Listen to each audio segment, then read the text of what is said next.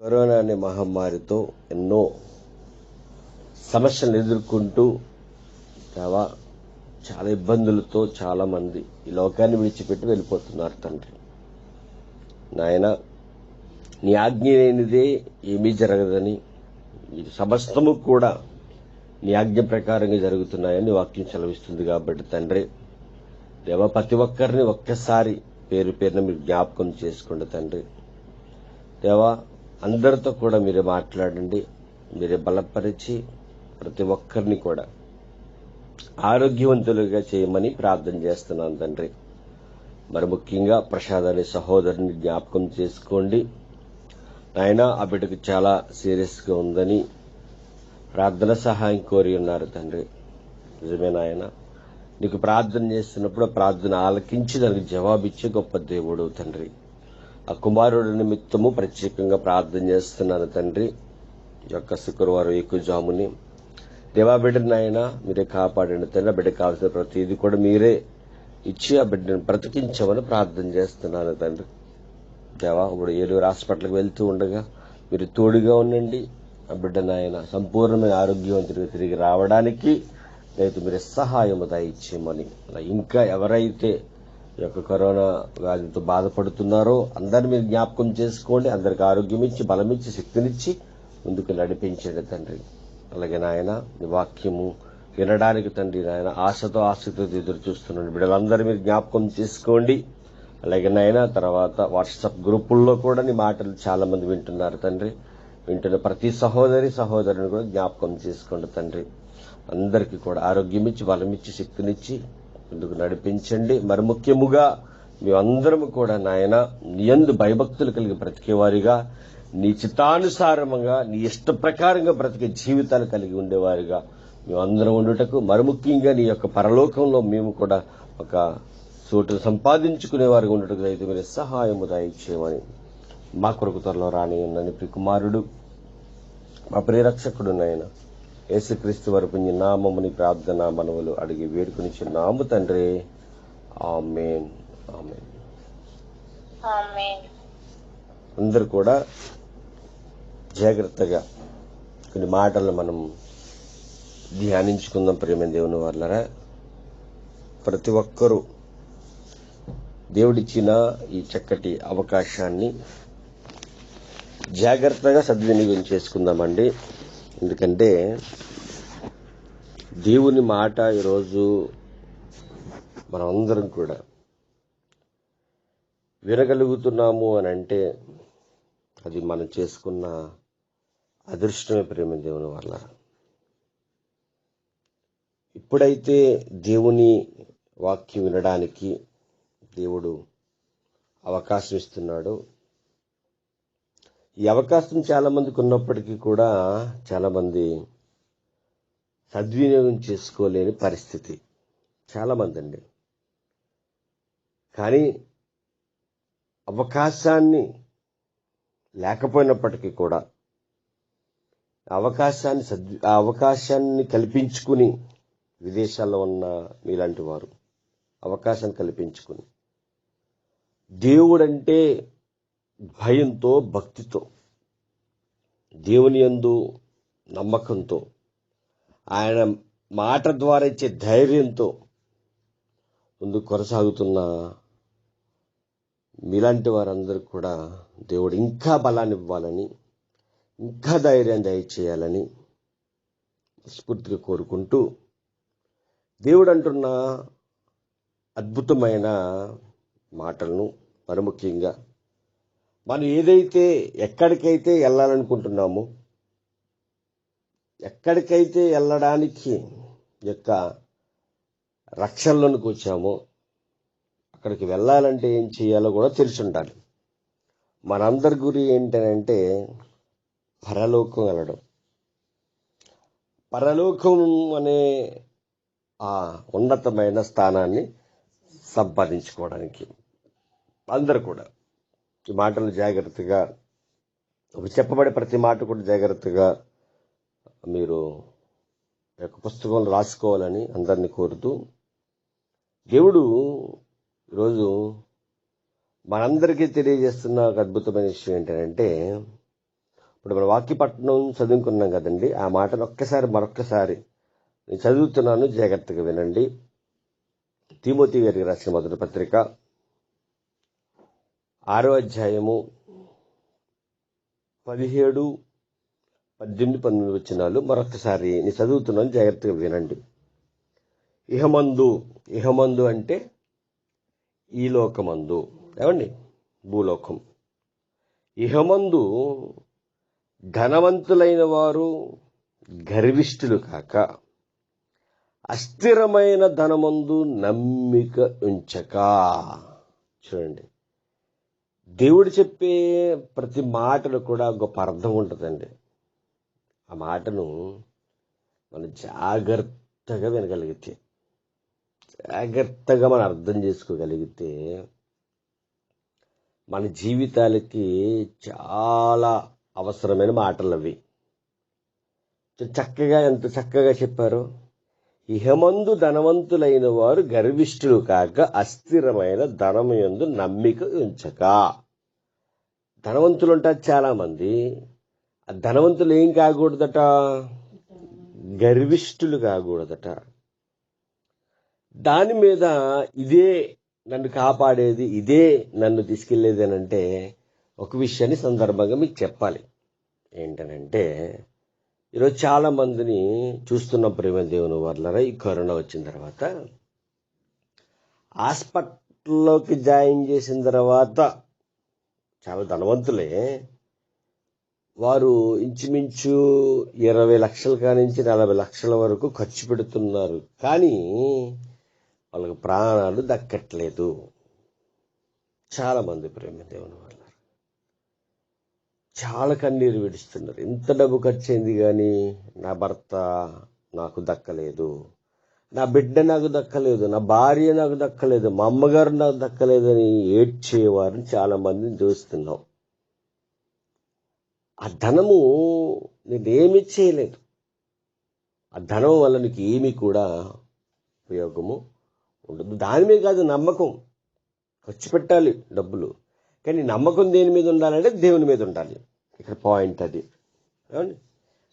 తర్వాత మాట మన జాతిగా ఆలోచిస్తే, సుఖముగా అనుభవించుటకు సమస్తమును మనకు ధారాళముగా దయచే దేవుని యందు నమ్మిక ఉంచుడని ఆజ్ఞాపించము. దేని మీద మన నమ్మకం ఉండాలి? మనం సృష్టించిన దేవుని మీద మనం నమ్మకం ఉంచాలి. ఏమండి, 18వ వచనం, వారు వాస్తవమైన జీవమును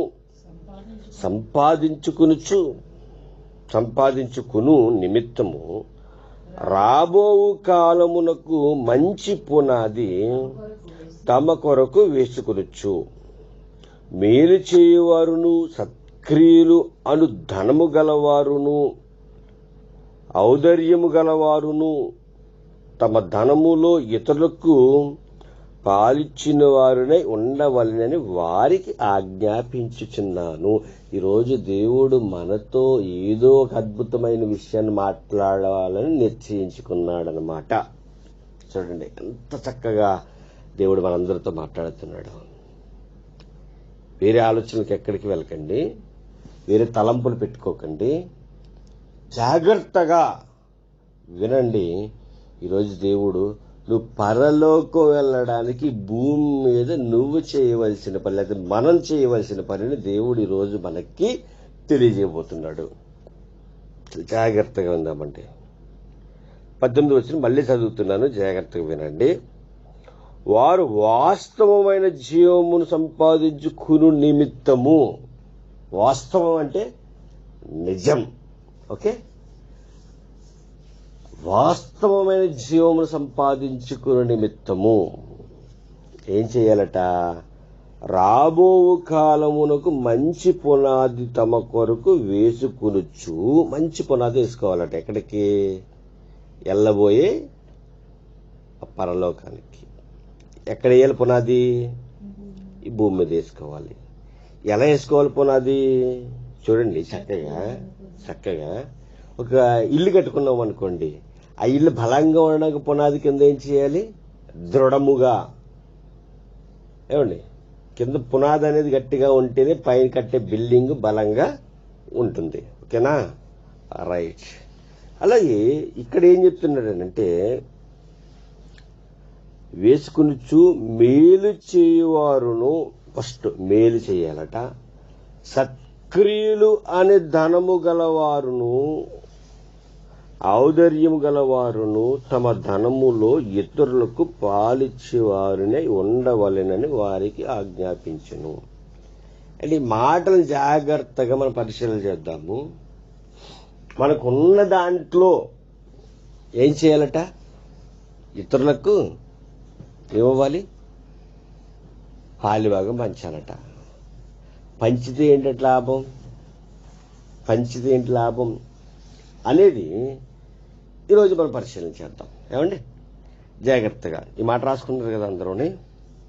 ఇప్పుడు ఏం చేస్తారంటే, మత్తయి సువార్త, అదే కొత్త నిబంధనలో మత్తయి సువార్త, యేసుక్రీస్తు ప్రభువు వారు మాట్లాడిన ఒక సందర్భాన్ని మీకు జ్ఞాపకం చేయాలనుకుంటున్నాను. మత్తయి సువార్త 19వ అధ్యాయము, మత్తయి సువార్త 19వ అధ్యాయము 21వ వచనం గురించి మనం చదువుతాము. మీరేం చేస్తారంటే, ఒకవేళ పుస్తకం మీద రాసుకున్నవారైతే మత్తయి సువార్త 19వ అధ్యాయము 13 నుంచి 22 వచనాలు రాసుకోండి. మత్తయి సువార్త 19వ అధ్యాయము 13వ వచనం నుంచి 22వ వచనం వరకు రాసుకోండి. కానీ ఇప్పుడు నేను చదువుతున్నది 21. సందర్భాలు ఏంటంటే, ఒక యవ్వనస్తుడు యేసుక్రీస్తు ప్రభు వారి దగ్గరకు వస్తాడనమాట. వచ్చినప్పుడు, అయ్యా నేను పరలోకం చేరాలంటే ఏం చేయాలి అని యేసుక్రీస్తు ప్రభు వారిని ఆ యవ్వనస్తుడు అడుగుతాడు. అడిగినప్పుడు జరిగే సందర్భం ఏంటంటే, దేవుడు ఒక మాట అంటాడు. ఆ ఒక్క మాట చూపిస్తాను. ఎప్పుడైనా మళ్ళీ ఈ యవ్వనస్తుడి గురించి మనం ధ్యానిద్దాం. ఓకేనా? రైట్. ఇప్పుడు ప్రస్తుతానికి మనం ఒక వచనం చదువుకుందాము. వచనం మత్తయి సువార్త 19వ అధ్యాయము 21వ వచనం. అందుకు యేసు, నీవు పరిపూర్ణుడగుటకు కోరిన ఎడల పోయి. చూడండి, జాగ్రత్తగా అండర్లైన్ చేయండి. ఒక మాట ఎందుకు చదువుతున్నానంటే, నువ్వు సత్క్రియలనే ధనమును ఇతరులకు పాలిభాగం పంచేవాడివై ఉండాలి అన్న మాట ఎక్కడ చదువుకున్నాము? తిమోతి గారికి రాసిన మొదటి పత్రిక 6వ అధ్యాయము 18-19 వచనాలు కలిపి రాయబడి ఉంది. ఏమండి, అయితే ఎలా ఇతరులలో మన ఉన్న ధనాన్ని పాలిభాగం పంచుకోవాలి అంటే, ఇక్కడ యేసుక్రీస్తు ప్రభు వారు ఒక యవ్వనస్తుడితో మాట్లాడుతున్న మాటను చదువుతున్నాం. మత్తయి సువార్త 19వ అధ్యాయం 21వ వచనంలో ఏమన్నారు యేసుక్రీస్తు ప్రభు వారు అని మనం జాగ్రత్తగా పరిశీలన చేయగలిగితే ఈ మాటను, అందుకు యేసు, నీవు పరిపూర్ణుడగుటకు కోరిన ఎడల పోయి నీ ఆస్తి నమ్మి బేదలకిమ్ము, అప్పుడు పరలోకమందు నీకు ధనము కలుగును, నీవు వచ్చి నన్ను వెంబడించమని అతనితో చెప్పాను. యేసుక్రీస్తు ప్రభు వారు అన్న మాట అందరూ అండర్లైన్ చేయండి. ఇక్కడ చాలా అద్భుతమైన ఆలోచనాత్మకమైన మాటలు మనకు అర్థమవుతాయి. ప్రేమ దేవుడు ఉన్నాయి.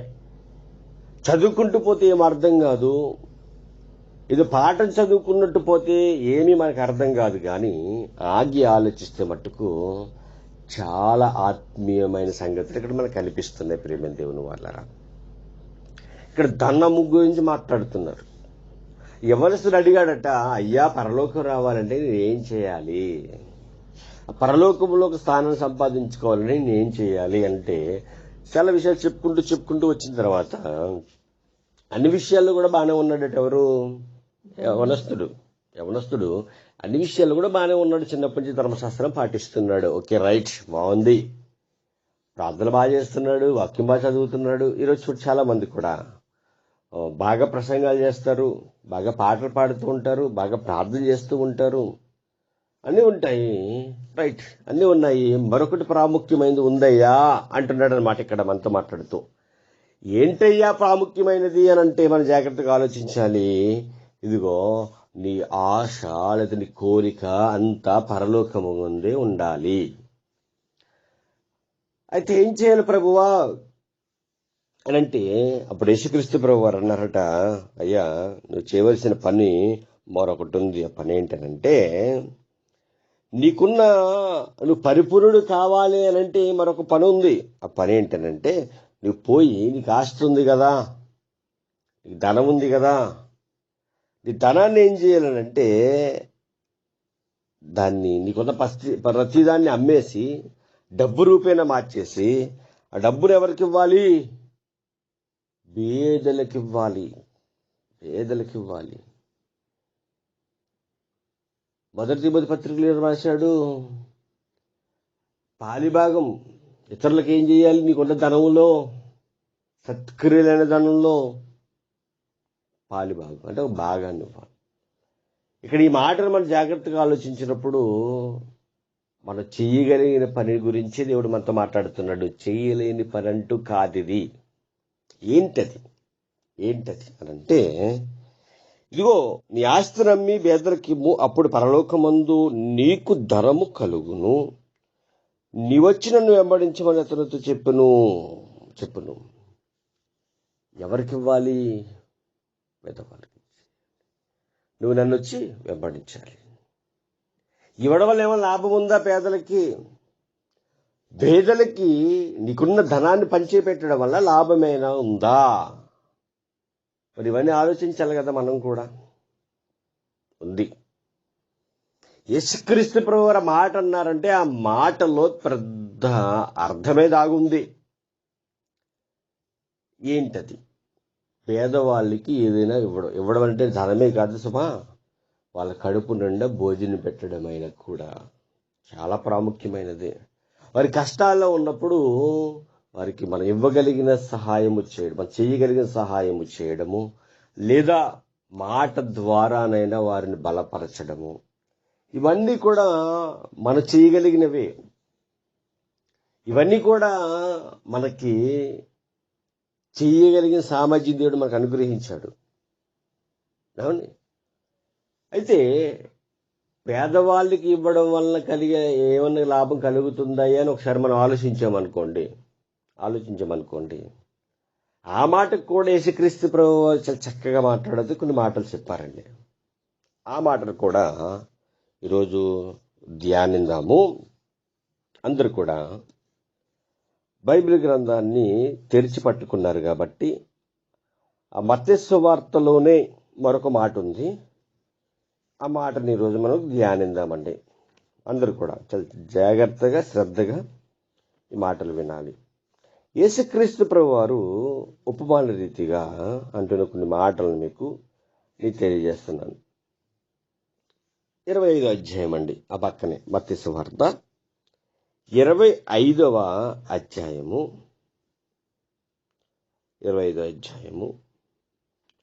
31 నుండి మనం జాగ్రత్తగా చదువుదాము. ఎవరు కన్ఫ్యూజ్ అవ్వకండి. 31 నుంచి 46 వరకు రాసుకోండి. ఒక పుస్తకంలో రాసుకుంటున్నవారు ఎవరైనా సరే. మత్తయి సువార్త 25వ అధ్యాయము 31 నుండి 46వ వచనం వరకు రాసుకోండి. ఏమండి, 31 నుంచి చదువుతున్నాను, జాగ్రత్తగా వినండి. మత్తయి సువార్త 25వ అధ్యాయం 31వ వచనం. తన మహిమతో మనుష్య కుమారుడును ఆయనతో కూడా సమస్త దూతలను వచ్చినప్పుడు ఆయన తన మహిమ గల సింహాసనం మీద ఆసీనుడై ఉండెను. ఎవరటైనా? యేసుక్రీస్తు ప్రభువారు.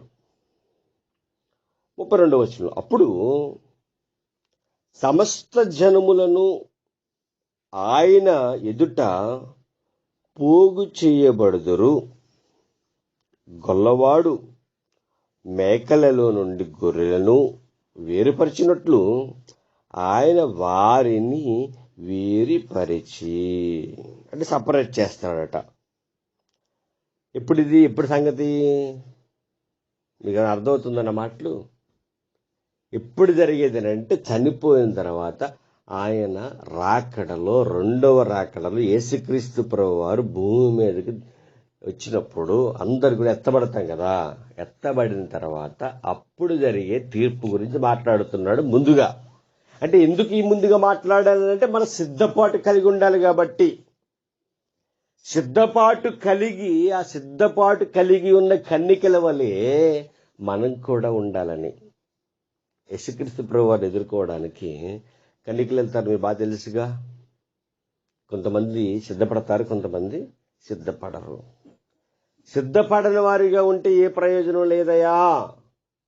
సిద్ధపడేవారిగా ఉండాలి కాబట్టి ఇన్ని మాటలు దేవుడు మనకి అనుగ్రహించాడు. ఇన్ని మాటలు రాయడం అనేది జరిగింది ప్రియమైన దేవుని వర్లరా. ఏమండి 32వ వచనం, అప్పుడు సమస్త జనములు ఆయన ఎదుట పోగు చేయబడుదురు. గొల్లవాడు మేకల్లో నుండి గొర్రెలను వేరుపరిచినట్లు ఆయన వారిని వేరుపరిచి, ఏమండి, తన కుడివైపున గొర్రెలను ఎడమ వైపున మేకలను నిలవబెట్టెను. మేకలంటే గొర్రెలంటే ఈ లోకంలో ఉన్న మేక గొర్రెలు అనుకుంటున్నారేమో. అంటే మంచిగా బ్రతికిన వారిని కుడి పక్కట, చెడ్డ ఆలోచనలో బ్రతికిన వారిని ఎడం పక్కనట. ఏమండి బాగా గుర్తుపెట్టుకోండి.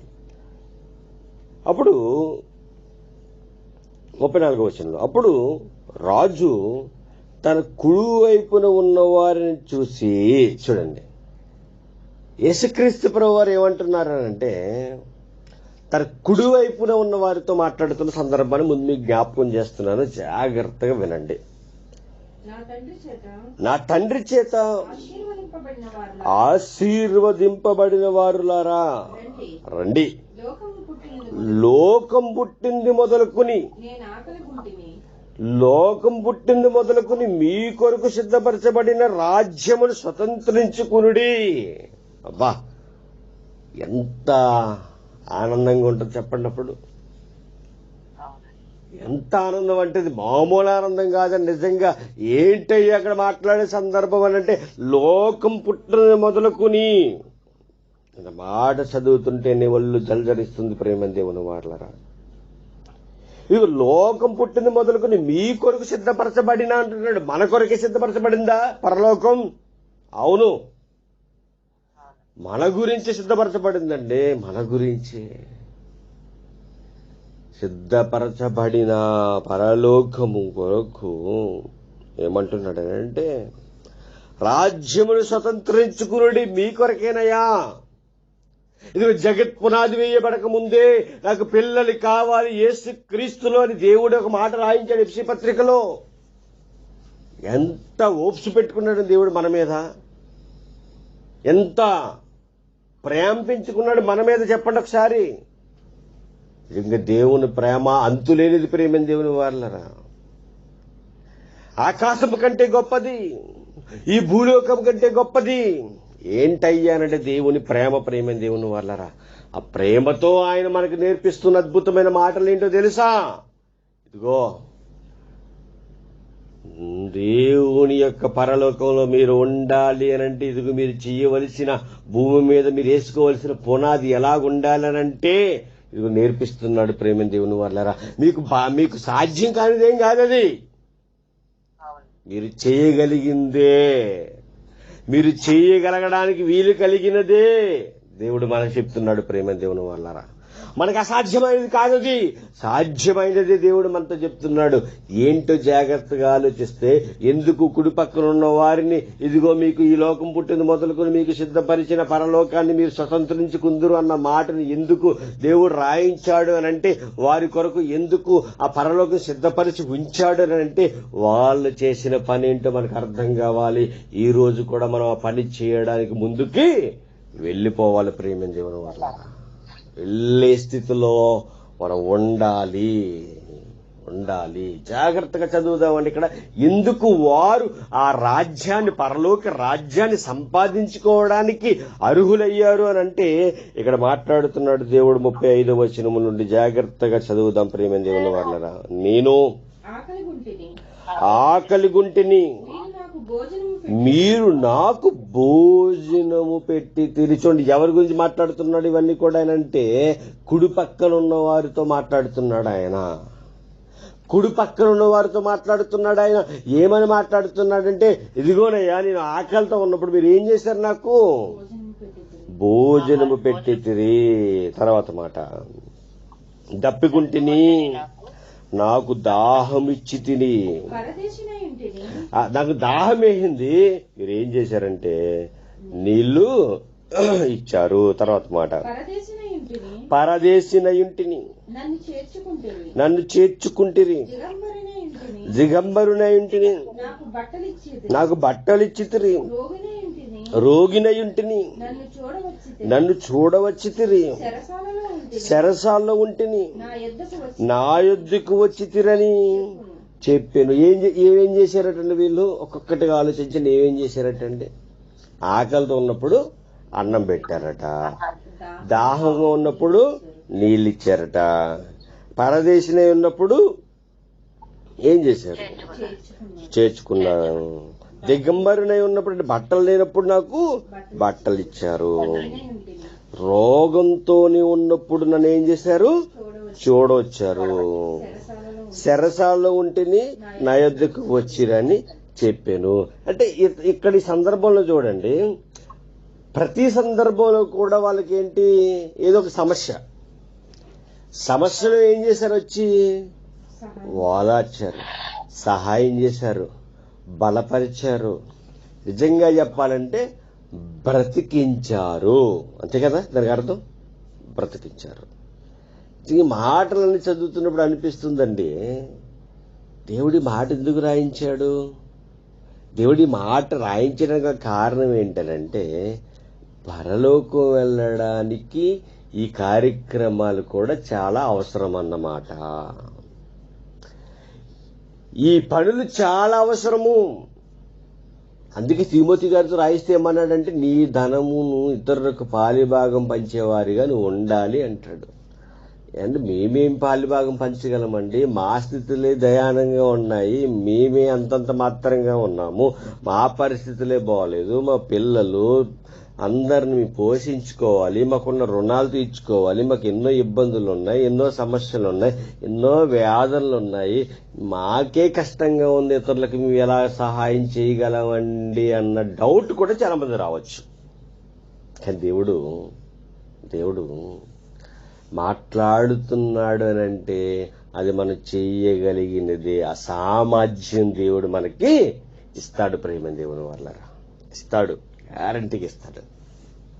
ఇక్కడ చెప్పబడుతున్న ఈ మాటలు ఏంటనంటే, నేను ఆకలితో ఉన్నానయ్యా, దాహంతో ఉన్నానయ్యా, ఇబ్బందుల్లో ఉన్నానయ్యా, రోగినై ఉన్నానయ్యా, అన్నిటిలో మీరు ఏం చేశారంటే పరామర్శించాడు అని అక్కడ రాజు అంటున్నాడట.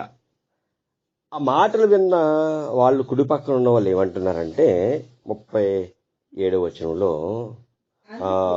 అంతే 37వ వచనంలో, అందుకు నీతిమంతులు, కుడి పక్కన ఉన్న వారందరూ ఎవరు? నీతిమంతులు. ఆ నీతిమంతులు అంటున్నారట, చూడండి ఇక్కడ ఒక మంచి పాయింట్ కనిపిస్తుంది మనకి. ఎవరైనా నీతిపరుడు ఏదైనా సాయం చేశాడు అనుకోండి, ఎవరైనా మెచ్చుకున్నారనుకోండి, వాళ్ళు ఏమంటారంటే, ఇది నా వల్ల అయింది కాదయ్యా, ఇది దేవుడు జరిగించుకుంటున్న పని. అంటే ఎవరికి నామం మహిమ కలిగేలా చేస్తారు? వాళ్ళు దేవుని నామాన్ని మహిమ కలిగేలా చేస్తారు. ప్రేమ దేవుని వాళ్ళారా, ఇప్పుడు ఇదంతా చేస్తున్నానంటే నా గొప్పతనం కాదయ్యా, నేను ఎందుకు పనికిరాను అన్నయ్యా. ఎవరయ్యా ఇది చేసుకున్నారంటే దేవుడు చేసుకుంటున్నాడు, నన్ను సాధారణంగా వాడుకుంటున్నాడు అంతే అని అంటారండి.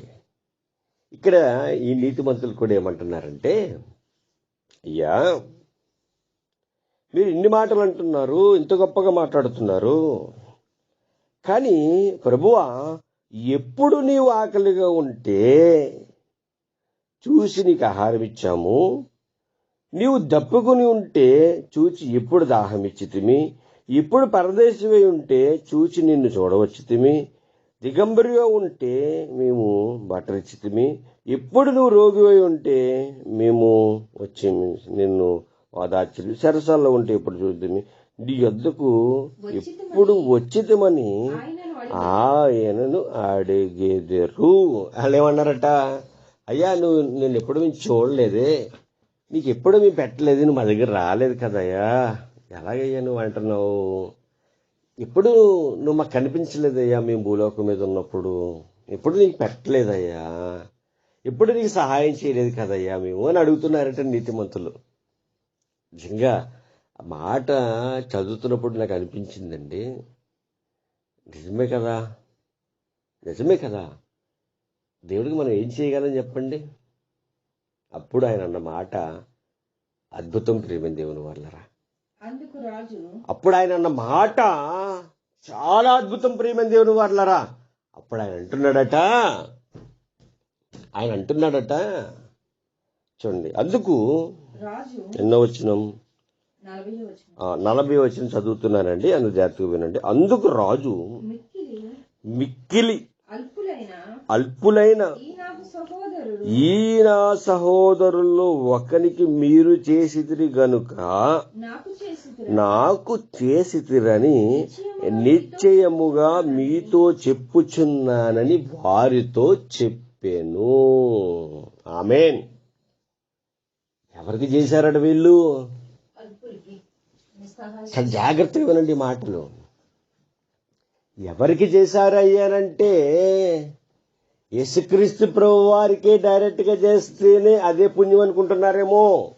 ఆయన ఇప్పుడు లేడు కదా,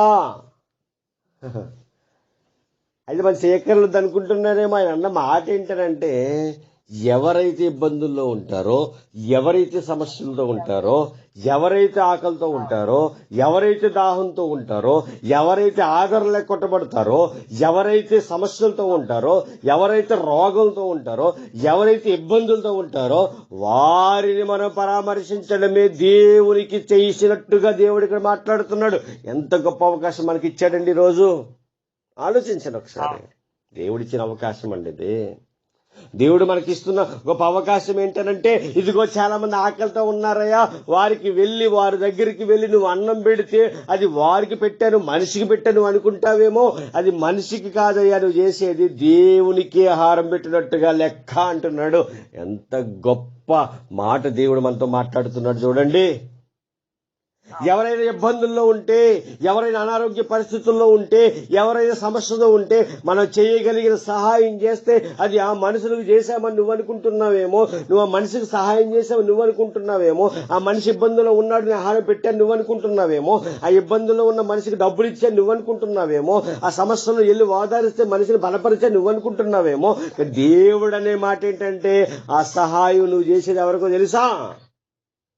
నాకే అంటున్నాడు దేవుడు. అబ్బా, ఎంత గొప్ప మాట అన్నాడండి. నిజంగా మాట చదువుతుంటే అనిపించిందండి, ఆకలితో ఉన్నవాడికి ఒక ప్లేట్ అన్నం పెడితే ఆ మనిషిని బలపరిచినట్టు కాదట, దేవుణ్ణి సంతోషపెట్టినట్టండి. దేవుణ్ణి సంతోషపెట్టినట్టండి. ఆ దేవుణ్ణి సంతోషపెట్టే పని చేయడానికి దేవుడు ఎంత సక్రమముగా క్రమముగా మనకు నేర్పిస్తున్నాడు చూడండి. చేయలేమో, ఒక పూట భోజనం పెట్టలేమో, మనం ఆదరణగా ఒక మాట మాట్లాడలేమో, మనం రోగంతో ఉంటే వాడికి సహాయం చేయలేమో, మనం ఇవ్వలేదా స్థితి? దేవుడు ఇచ్చాడు కాబట్టే ఆ పని చేయడానికి ముందుకు వెళ్తే అది నీవు దేవునికే చేసినట్టు లెక్క అంటున్నాడు. దేవుడికి భోజనం దొరకదా? దేవుడికి భోజనం దొరకదా? డబ్బులు ఉండవా అంటే సమస్తము కలిగించింది ఆయనే కదా. కానీ నువ్వు పెట్టి ఒక పూట భోజనము ఎదుటి వ్యక్తికి పెడితే ఆయన ఆనందపడతాం ఏంటి అంటే, నీలో ఆ ప్రేమ చూడాలని ఆయన కోరుకుంటున్నాడు. నీవు అంత దయానిధంగా దయ కలిగి ఉండాలని ఆయన కోరుకుంటున్నాడు. అంత గొప్ప ప్రేమ కలిగి ఉండాలని కోరుకుంటున్నాడు. నిజంగా మాట చదువుతుండే, ఎందుకంటే దేవుడికి అవసరమా చెప్పండి? అవసరం లేదు ఆయనకి. కానీ ఎందుకయ్యా ఆయన ఆనందపడుతున్నాడంటే, నా పిల్లలు ఒకరి పట్ల ఒకరు ప్రేమ కలిగి జీవిస్తున్నారు. నా ప్రేమే నా పిల్లల్లో ఉంది. ఉండాలి. చూడండి, నిజంగా మన పిల్లల్ని చూస్తున్నప్పుడు మనం మంచిగా బ్రతుకుతున్నాం అనుకోండి, మన పిల్లల్లో మన లక్షణాలు ఉన్నాయనుకోండి, ఎంత ఆనందపడతాం చెప్పండి. ఆనందపడతారా పడరా? పడతాం కదండి.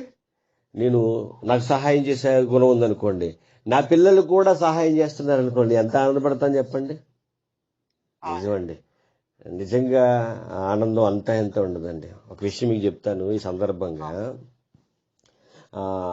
మనం భోజనాలు పెడుతున్నాం కదండి. భోజనాలు పెట్టేటప్పుడు నేను ఆల్రెడీ ఇప్పుడు కూడా మా పిల్లలతో ఒకే విషయం చెప్తాను. మనం ఎవరికైనా భోజనం పెట్టేటప్పుడు కానీ, ఎవరికైనా సహాయం చేసేటప్పుడు కానీ, ఆ ఇచ్చేటప్పుడు మన ఫోటోలు కానీ లేదా వీడియోలు కానీ తీసి ఫేస్బుక్లో పెట్టకూడదు అనే విషయాన్ని ఎప్పటి నుంచి చెప్పుకొస్తున్నాను నేను నా పిల్లలకి. అయితే ఒక సందర్భంలో మీ అందరికి జ్ఞాపకం ఉందో లేదో, కాకినాడలో ఒక పిల్లని హాస్పిటల్లో పెట్టినప్పుడు ఆ మేడ నుంచి పడిపోయింది ఆ పాప రాజోల దగ్గర. కాకినాడలో హాస్పిటల్లో పెట్టినప్పుడు మనం డబ్బులు ఇచ్చేవాటికెళ్ళి నేనేం చెప్పానంటే మా అబ్బాయికి, ఒరే డబ్బులు ఇస్తాను కదా, ఇచ్చేటప్పుడు నువ్వు ఫోటో తీయి, ఆ ఫోటో ఫేస్బుక్లో పెట్టి అందరినీ సహాయం అడుగుదాము, వాళ్ళకి ఇద్దామని అంటే మా అబ్బాయి అన్నాడు, డాడీ ఎప్పుడు కూడా అలా చెయ్యొద్దని మీరే చెప్పారు కదా, చెప్పిన మీరే మళ్ళీ ఫోటో ఎందుకు తీయమంటున్నారు, వాళ్ళు ఎంత బాధపడతారు అని అన్నాడండి. నిజంగా నాకు చాలా ఆనందం కలిగిందండి. ఎందుకంటే పిల్లల్లో కూడా ఇది పెరుగుతుందంటే చాలా, ఎందుకంటే ఫోటోలు తీసి పెట్టడం అనేది చాలా తప్పు. నిజంగా అప్పుడు నేను చాలా ఆనందపడ్డా. నిజమే, ఫోటో తీసి మళ్ళీ వాళ్ళు ఫేస్బుక్లో పెట్టే వారి గురించి మాట్లాడడం అంటే ఇది ఒక వేషధార జీవితం అయిపోతుంది. లేదు, ఎవరైనా ఫోన్ చేసి చెప్పి వీళ్ళకి సహాయం చేయని చెప్పడమే మంచిది అనిపించిందండి. మళ్ళా మన భోజనాలు పెట్టేటప్పుడు కూడా నేనేమన్నానంటే, ప్రార్థన చేసుకుని మనం బయలుదేరేటప్పుడు ఫోటోలు తీసుకుందాము, అది పెడితే అందరికీ తెలుస్తుంది కదా, ఎవరైనా చేసేవాళ్ళు చేస్తారు కదా అని చెప్తే మా అబ్బాయి ఒక మాట జ్ఞాపకం చేశాడు. ఏమనంటే, డాడీ మీరు ఫోటోలు తీయొద్దంటారు కదా, మళ్ళీ ఎందుకు ఫోటోలు తీయమంటున్నారు అని అన్నాడు. అడిగిన దానికి నాకు చాలా ఆనందం వేసింది. కానీ అక్కడ ఒక రీజన్ చెప్పాను. ఏంటనంటే, మనం భోజనం ఇచ్చేటప్పుడు ఫోటోలు తీసి ఫోటో ఫేస్బుక్లో పెట్టడం తప్పు. ఎందుకంటే అక్కడ ఆహారం ఎవరికైతే కావాలో వాళ్ళకి మనం ఆహారం ఇచ్చేటప్పుడు మనం నుంచుని వాళ్ళు కూర్చుని ఉంటారు, మన చేతి నుంచి పైనుంచి ఇచ్చేటప్పుడు వాళ్ళు పట్టుకునేటప్పుడు ఫోటో తీసి పెట్టడం అనేది చాలా తప్పు. కానీ ఇక్కడ మనం ఇంతమందికి మనం భోజనం పెడుతున్నాం కాబట్టి అక్కడ వెళ్లే ముందు మనం ప్రార్థన చేయాలి. కాబట్టి ప్రార్థన చేసేటప్పుడు, ఇంటికాడి నుంచి బయలుదేరేటప్పుడు ప్రార్థన చేసేటప్పుడు తీసిన ఫోటోలు అయితే ఫేస్బుక్లో పెట్టి ఇలా ఇంతమందికి మేము భోజనం పెడుతున్నాము, అది దేవుడి కృప వల్లే జరుగుతుంది, మా వల్ల కాదు. దేవుడు మమ్మల్ని ప్రేరేపిస్తున్నాడు, ఆయనే మమ్మల్ని నడిపిస్తున్నాడు, ఆయనే సమస్తాన్ని సమకూరుస్తున్నాడు, నేను ఒక సాధనాన్ని మాత్రమే అని ప్రార్థన చేసుకుని ఆ ఫొటోస్ ఎవరైనా ఒకవేళ చెయ్యాలనుకుంటే, ఎందుకంటే చాలా మంది చేయాలనుకుంటారు కానీ వాళ్ళు చేయలేరు. అలాంటి వాళ్ళు ఏం చేస్తారంటే డబ్బులు పంపిస్తారు, వాళ్ళ పేరట మనం ఇక్కడ చేస్తాం కాబట్టి అది తెలియచేయడానికి మనం పెట్టొచ్చని వివరంగా నా కుమారుడికి చెప్పినప్పుడు సరే డాడీ అన్నాడు. అంటే చూడండి, అక్కడ నాకు చాలా ఆనందం కలిగింది. ఏంటి, నా పిల్లలకి ఇదిగో మన ఫోటో తీసుకుని ఫేస్బుక్లో పెట్టుకోవాలి, ఫోటో తీసుకుని యూట్యూబ్లో పెట్టుకోవాలి, ఇది 10 మందికి తెలియజేయాలి, ఇచ్చేటప్పుడు సహాయం చేసేటప్పుడు అన్న ఆలోచన ఉండకుండా వాళ్ళు పెరిగారు అని అంటే నాకు చాలా ఆనందం వేసిందండి, చాలా సంతోషం వేసిందండి. అప్పుడు చాలా ఆనందపడ్డాను, దేవుని ఎదుట ప్రార్థన చేసుకున్నాను. అది నా కుమార్తె అయినా అలాగే మాట్లాడుతుంది, నా కుమారుడైనా అలాగే మాట్లాడుతున్నారు. అప్పుడు చాలా ఆనందం వేసింది. వీళ్ళు దేవుని భక్తిలో చక్కగా ఎదుగుతున్నారని. నేనే ఎంత ఆనందపడ్డాను కదా, నేనే ఎంత సంతోషపడ్డాను కదా. ఆ లక్షణాలు కలిగి మన అందరం జీవిస్తే మన పరలోకమందున్న తండ్రి ఇంకా అంత ఆనందపడతాడు చెప్పండి ఒకసారి. అవునండి, చాలా ఆనందపడతాడండి. ఆయన ఆనందపడితే మనకి ఇంకేం కావాలి, ఆయన ఆనందపడటం మనకు కావాలి కదండి. ఆయన ఆనందపడితే చాలా చాలా బాగుంటుంది. ప్రేమ దేవుని వాళ్ళరా, ఆయన ఆనందపడే పని ఏంటనంటే ఇదిగో ఆకలితో ఉన్న వారికి అన్నం పెట్టడం, హాస్పిటల్లో రోగి ఉన్నవాడిని వెళ్ళి పరామర్శించడం, ఇబ్బందుల్లో ఉన్న వారికి సహాయం చేయడం, దాహంతో ఉన్న వారికి నీళ్ళు ఇవ్వడం, ఇవన్నీ మనం చేయవలసిన పనులు. ప్రేమ దేవుని వాళ్ళరా, ఆ పని చేయగలిగే సామర్థ్యం దేవుడు మనకి ఇచ్చాడు. కాబట్టి మనం చేయవలసిన పని ఏంటనంటే దేవుణ్ణి సంతోషపెట్టే పని. ఈ పాఠం పేరు కూడా మనం చాలా చక్కగా రాసుకోవచ్చు. దేవుణ్ణి సంతోషపెట్టే పనేది. ఇదిగోనయ్యా, ఇదే దేవుని సంతోషపెట్టే పని. ఏమండి, ఈ కుడి పక్కన ఉన్న వారు అందరితో ఇలా మాట్లాడినప్పుడు వాళ్ళందరూ వచ్చి అన్నారట, ఎప్పుడు అన్నం పెట్టామయ్యా, ఎప్పుడు పరామర్శించామయ్యా, ఎప్పుడు నీకు బట్టలు ఇచ్చామయ్యా, ఎప్పుడు నీకు సహాయం చేసామయ్యా. ఈ సందర్భంగా ఒక విషయం చెప్తున్నాను మీకు. చాలా మంది బట్టలు లేని వారు కూడా ఉంటారు ప్రేమ దేవుని వాళ్ళ. ఆ బట్టలు లేని వారికి బట్టలు ఇవ్వడం కూడా ఎవరికి ఇచ్చినట్లట? దేవుడికి ఇచ్చినట్లట. ఏంటి ఎంత గొప్పగా దేవుడు మాట్లాడుతున్నాడు మనకి. అంటే ఈ పనులు ఏమని చేయలేమంటారు చెప్పండి? చేయగలం అండి. రూపాయి పోగేస్తే ఏమవుతుంది? అది కొన్ని వేల రూపాయలు అయిపోతాయి. అవుతాయి అవ్వ చెప్పండి? అవుతాయి. చేయలేము మనం దీంతో? చేయగలం. ఎందుకంటే మనం అనుకున్నాము ఏదో చిన్న చిన్న సహాయాలు చేద్దామని, కానీ దేవుడు ఈరోజు గొప్ప సహాయాలు చేయడానికి అవకాశం ఇస్తున్నాడు. మీకు గుర్తుందో లేదో, నేను కువైట్లో ఉన్నప్పుడే చాలా చేయాలనుకున్నావు. కానీ అనుకునేటప్పుడు నాకు ఒకటే నమ్మకం, దేవుడు చేయించగలడని. కానీ అప్పుడు అంత సామర్థ్యము లేదు. కానీ ఇప్పుడు దేవుడు మనం ఏదనుకున్నామో దానికి అవ్వడానికి ఎన్నో సహాయాలు చేస్తున్నాడండి. చాలా మంది చేత సహాయాలు పంపిస్తున్నాడు. చాలా మంది చేత ఇదిగో మేమున్నాము, మేము పని చేయలేము, కానీ ఇదిగో మేము ఇస్తున్నాము, మీరు చేయండి అని మనం ప్రోత్సహించేవారు చాలా మంది ఉన్నారు ప్రేమ దేవుని వాళ్ళ. ఈరోజు దానికి చాలా ఆనందపడుతున్నాను నేను. ఎందుకంటే ఆ పనిలో ఒక సాధనంగా దేవుడు నన్ను వాడుకుంటున్నాడు కాబట్టి నమ్మకమైన పాత్రగా నేను వాడబడాలి అని నిశ్చయించుకున్నాను ప్రేమ దేవుని వాళ్ళారా. ఎంతమంది అయితే సహాయపడుతున్నారో, ఎంతమంది అయితే దేవుడి పనిలో పాలిభాగం పంచుకుంటున్నారో, అదే మాట తిమోతి గారికి రాసిన పౌలు గారు అన్న మాట, ఇదిగో నీ ధనములో ఇతరులకు పాలిభాగం పంచేవారిగా నువ్వు ఉండాలి. ఇలా ఉన్నవారందరితో మాట్లాడుతున్న దేవుడు ఏమనంటే, ఇదిగోనయ్యా మీరు ఈ లోకం పుట్టిన మొదలుకొని మీ కొరకు సిద్ధపరిచిన ఆ పరలోకంలో మీరు అర్హులు అంటున్నాడు. ఇప్పుడు అర్హత లేని వారు ఎలా ఉన్నారో, అర్హత లేని వారు ఏం చేస్తున్నారో వచ్చేవారు మనం జ్ఞాపకం చేసుకుందాము. ఈరోజు చాలా ప్రాముఖ్యమైన మాట ఏంటనంటే, నీవు పరలోకములో ఉండడానికి అర్హుడు అని మాట్లాడుతున్నాడండి. ఎవరైతే పని చేస్తున్నారో, ఎవరైతే ఆకలితో ఉన్న వారికి అన్నం పెడుతున్నారో, ఎవరైతే బట్టలు లేని వారికి బట్టలు ఇస్తున్నారో, ఎవరైతే రోగంతో ఉన్న వారిని పరామర్శిస్తున్నారో, ఎవరైతే ఇబ్బందులు ఉన్న వారిని ఓదారుస్తున్నారో, వారందరూ కూడా ఎక్కడికి వెళ్తారయ్యానంటే పరలోకానికి వెళ్ళడానికి అర్హులు అంటున్నాడు ప్రేమ దేవుని వాళ్ళరా. ఆ అర్హత దేవుడు మనకి ఇవ్వడానికి రెడీగా ఉన్నాడు. మరి పొందుకోవడానికి మనం రెడీగా ఉన్నామా లేదా? ఒక్కసారి అందరూ పరిశీలన చేసుకోండి. దేవుడు అంటున్న మాట, ఇదిగో మీరు చేసే ప్రతి సత్క్రియ పరలోకంలో ఉంటుంది. అందుకన్నాడు, ఇహలోకంలో ధనం కూర్చుకోవడానికి ఏమాత్రం మీరు ధనం కూర్చుకోవాలని ఆలోచన మీకు వద్దు. మీరు సంపాదించిన ధనము మీ కుటుంబాన్ని పోషించుకోవడానికి, అలాగే ఇబ్బందుల్లో ఉన్న వారికి సహాయం చేయడానికి ఇలా చేయండి. ఇక్కడ నీ కుటుంబం బాగుపడుతుంది.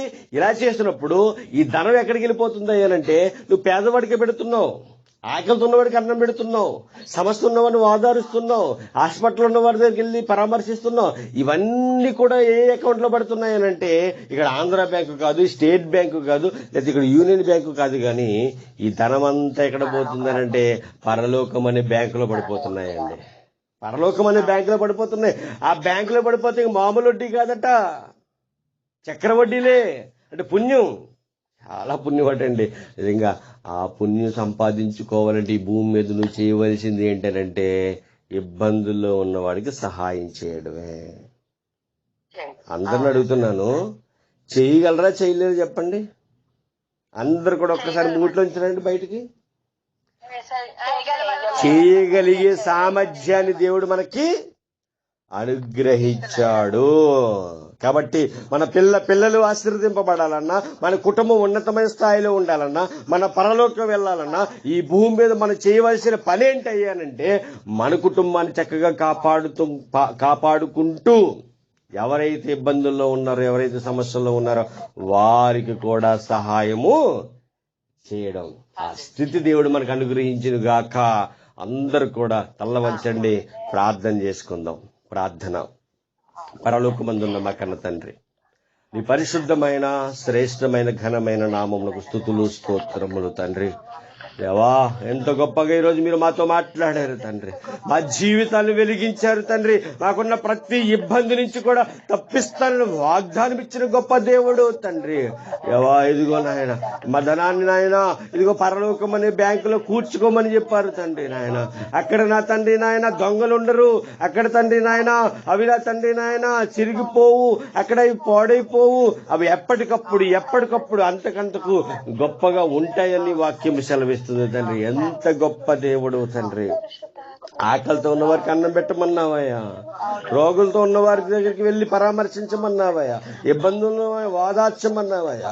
ఇదిగో తండ్రి బట్టలు లేని వారికి బట్టలు ఇవ్వమన్నావయ్యా. ఇదిగో నా తండ్రి, ఇదిగో ఇది ఎవరికి చేసినట్లయితే ఇదిగో నాకు చేసినట్లే అని మీరు మాట్లాడారు కాబట్టి దేవా, ఇదిగో నాయన మాకు ఒకవేళ తండ్రి నాయన సామర్థ్యం లేకపోయినప్పటికీ, అంత శక్తి లేకపోయినప్పటికీ కూడా మా ద్వారా మీరు చేస్తున్న పనులు బట్టి వందనములు తండ్రి నాయన. ఇదిగో తండ్రి చాలా మందిని తండ్రి ఇదిగో భోజనం పెడుతున్నామంటే చాలా మంది సహాయాన్ని పంపిస్తున్నారు తండ్రి. వారందరితో మీరు మాట్లాడండి అయ్యా. వారందరినీ ఇంకా బలపరచండి తండ్రి. వారి కుటుంబాలు దీవించి ఆశీర్వదించమని ప్రార్థన చేస్తున్నాను తండ్రి. ఇది శుక్రవారం ఏకుజామునే నీ వాక్యపు ధ్యానములు ఎదిగిన మా అందరినీ మీరు జ్ఞాపకం చేసుకోండి తండ్రి. మీ వాక్యం ద్వారా, మీ మాట ద్వారా మమ్మల్ని బలపరిచి స్థిరపరిచిన విధానాన్ని బట్టి మీకే స్తుతులు స్తోత్రములు చెల్లించుకుంటూ తండ్రి మరొక అవకాశం ఇస్తే తండ్రి నాయన మరొక్కసారిగా గొప్పగా నీ మాటలు మాట్లాడుకున్నది అయితే మీరు సహాయము దయచేయమని, అలాగే నాయన కరోనా వ్యాధితో బాధపడుతున్న ప్రతి కుటుంబాన్ని మీరు దర్శించండి తండ్రి. బలపరిచి స్థిరపరచమని గొప్ప కార్యం మీరు జరిపిస్తారని మా కొరకు త్వరలో రాని యేసుక్రీస్తు వారి పుణ్య నామమున ఈ ప్రార్థన మనవులు అడిగి వేడుకొనిచున్నాము తండ్రి. ఆమేన్. తండ్రి దేవుని ప్రేమయు కుమారుడైన యేసుక్రీస్తు ప్రభువు వారి కృపయు పరిశుద్ధాత్మను సహవాసము ఇప్పుడు ఎల్లప్పుడూ సదాకాలము ఆన్లైన్లో ఉన్న అందరి చుట్టూ, విదేశాల్లో ఉన్న వారందరి చుట్టూ సదాకాలం